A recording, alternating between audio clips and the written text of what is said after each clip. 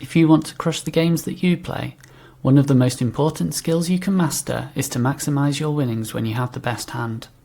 Value betting thinly is the ability to decipher when your hand beats at least 50% of your opponent's calling range, and then to bet accordingly. If you don't capitalise on these opportunities, you are leaving money on the table. This is just as much of a mistake as making a spewy call or running a spewy bluff. The effect to your win rate is exactly the same. There are many common reasons why we might miss value. We can look at our absolute hand strength rather than our relative hand strength. We may assume that our opponents are playing perfectly balanced like a solver would, and so we may miss opportunities presented to us by our opponent's poor play. It's also very common to be fearful of facing raises and not knowing what to do in response. Let's look at an example for each now. In this hand we isolate pre-flop blind versus blind, bet the flop half pot and check back the turn. When villain checks to us on the river, we have a very clear value bet. The king is somewhat irrelevant because small blind will not have too many kings. Many will fold on the flop, and those which do call flop will usually lead the river. Many people will, however, check this spot back or perhaps opt for a smaller bet. This is leaving a lot of money on the table.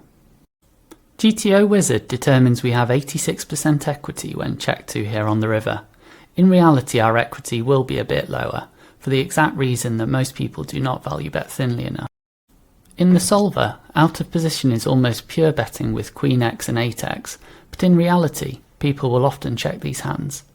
Even with this caveat, we still have plenty of equity here, and this hand definitely warrants a large value bet. In the hand, I bet big, and the villain calls with ace-6. In this next hand, we raise the button and are called by the small blind, who then leads the 10-9-6 flop. We call and move to the turn king of clubs, and villain checks. This is a very important part of the hand. If we plug this hand into a solver, we see that the small blind is supposed to lead the turn here almost always. In reality, however, our opponent checks, and most opponents will check this turn a great deal more than the solver suggests. In general, the mistake that will be made is that the small blind will bet a lot with their very good hands, good top pair and better, but will check a lot of their middling strength one pair hands. In the solver, small blind is supposed to almost pure bet their 10x, and also bet a lot of their 9x. When they do check, they are supposed to have a good amount of traps in their range. In reality, most players will be checking their 10x and 9x almost always, and rarely checking a monster. Therefore, what is a close check in the solver becomes a value bet in reality. I bet around quarter pot, but I think half pot would also be totally reasonable here. The river is a blank 2 of clubs, and what was true on the turn is still true on the river, but now we can be even more confident about our hand as we didn't face a turn check raise. So I go for a chunky bet and get looked up by Jack 10. The most important player type to find thin value bets against is of course the loose passive fish.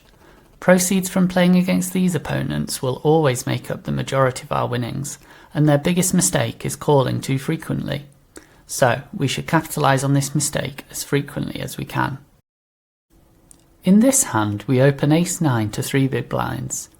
We're called by the big blind, who is a weaker player. We bet second pair on the flop for half pot and are called again. On the turn we have second pair top kicker and the nut flush draw, so we bet half pot again. We're called again, and then our opponent checks to us on the river. Many players will check the river here in position, as indeed will the solver. However, we are up against a loose passive fish who needs little excuse to call a river bet. The solver's assessment that we should check here is due to it being ever so slightly higher EV compared to betting. But the solver is basing this on the fact that the big blind will call the turn rather than raise, with over 60% of its flushes and straights and 100% of its sets and 2 pairs. In reality, fish just cannot help themselves from raising their stronger hands or leading them earlier in the proceedings.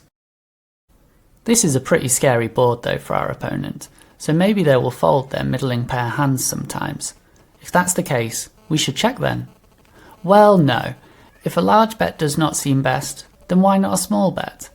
Versus this size of bet, it is very unlikely that a fish will find a fold with a pair. Many people may make this assessment, but then they become concerned that they may face a raise. Versus a good player, this may be a concern, but versus a weaker player, this is a perk of the play. Passive, fishy players tend to not value bet or raise thinly enough, and, as previously discussed, they seldom trap strong hands. Therefore, if they do raise versus this small bet, we can usually just call. They will almost never raise a 10, and will usually just call their 2 pair and sets as well. Most of their straights and flushes have been put into other lines, and so the range that they end up having when they raise is mainly misdraws and weak pairs turned into a bluff. In this spot, however, we do not get raised, but just get called by 9-7 offsuit, 5 big blinds of value that it would have been criminal to have missed. I hope this encourages you all to seek value wherever possible in your next poker session. If you have any questions related to this topic, or any questions at all, I offer a free coaching service in the VIP Grinders Discord server. Feel free to come in and ask anything you like. I look forward to seeing you there.